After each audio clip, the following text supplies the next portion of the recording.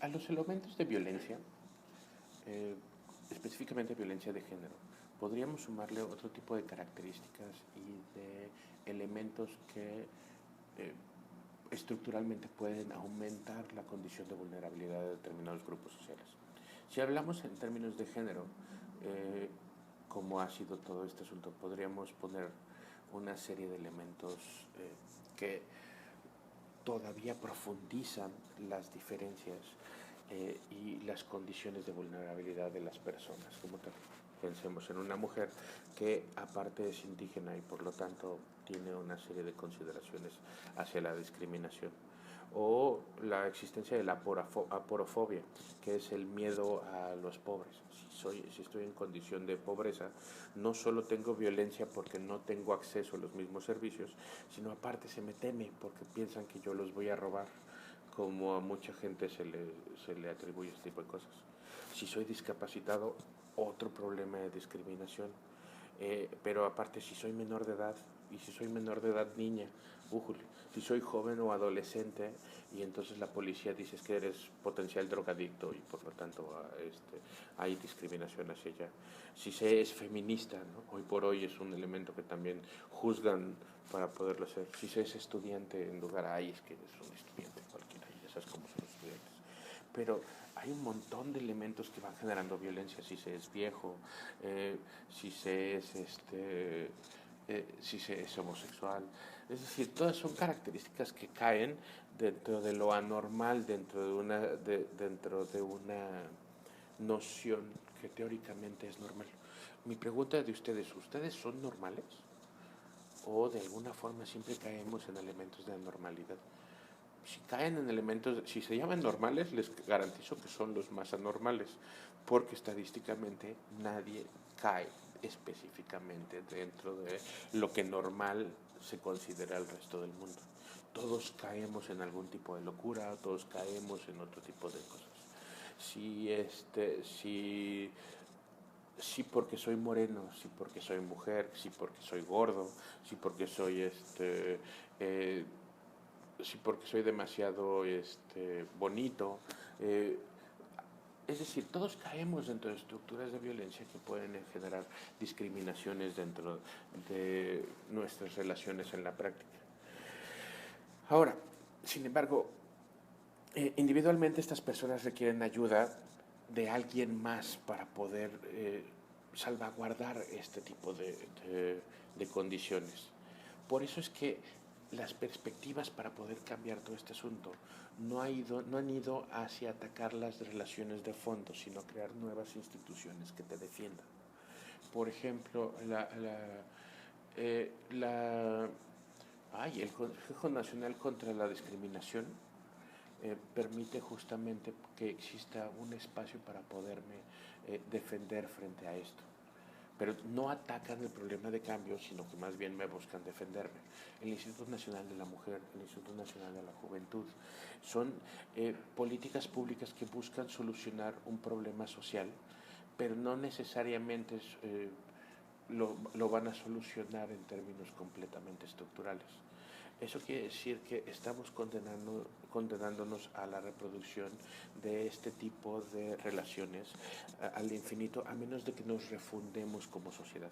Y esto difícilmente va a pasar. Necesitaríamos mucho tiempo para poder cambiar todo este tipo de elementos y pues pensar que alguna acción que se vaya a tomar no vaya a tener consecuencias negativas.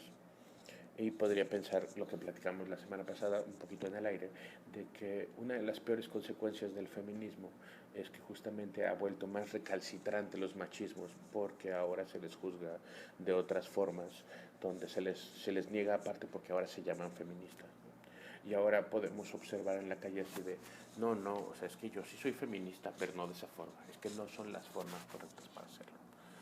Entonces podemos ver que podemos seguir reproduciendo este tipo de discriminaciones o este tipo de violencias, independientemente de si somos conscientes de esto, o podemos reproducir este tipo de violencias independientemente si somos buenas personas o no. No depende de una decisión individual, no depende del contexto en el que nosotros estamos.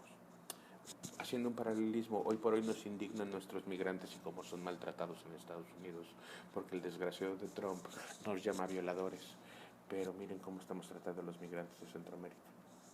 O porque contra los de Centroamérica sí y no estamos lidiando contra todos los argentinos blancos que están en la colonia Condesa, que también vienen de ilegales y que también tienen todo este asunto, pero como son blancos, muchos son bonitos y muchos terminaron en la tele, ay, es que esos están bien, o por qué no discriminamos a todos los españoles que están llegando, pero pues sí discriminamos a los haitianos y a los africanos que están entrando a México para intentar llegar a Estados Unidos como tal.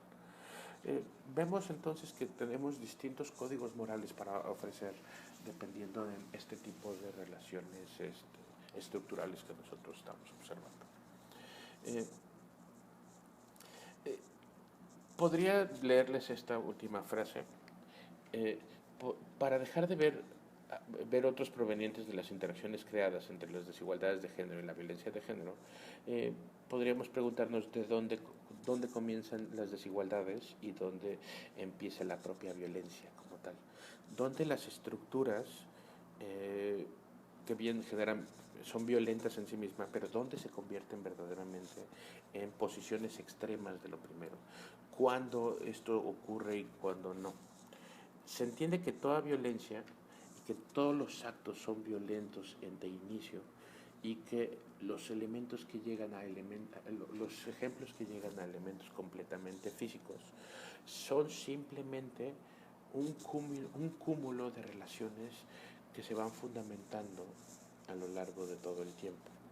Y con esto no es que yo esté defendiendo a la persona violenta, pero la persona violenta no llega a ese nivel de violencia sin haber pasado por una serie de violentaciones a lo largo de toda su vida. El hombre golpeador no nace, sino se hace, de la misma forma que un hombre bueno no nace, se va haciendo. Esto querría decir que todos los elementos que van generando ese tipo de violencias podrían entenderse por un lado como elementos sociales o de fundamento psicológico, pero que también pueden tener una serie de elementos que deben de atacarse de forma integral y no necesariamente solo las consecuencias. Nuevamente, como sistema de salud, no estamos entendiendo todo el contexto social para poder llegar a comprender este fenómeno. En el siguiente video ya vamos a hablar acerca de violencia y sistemas de salud.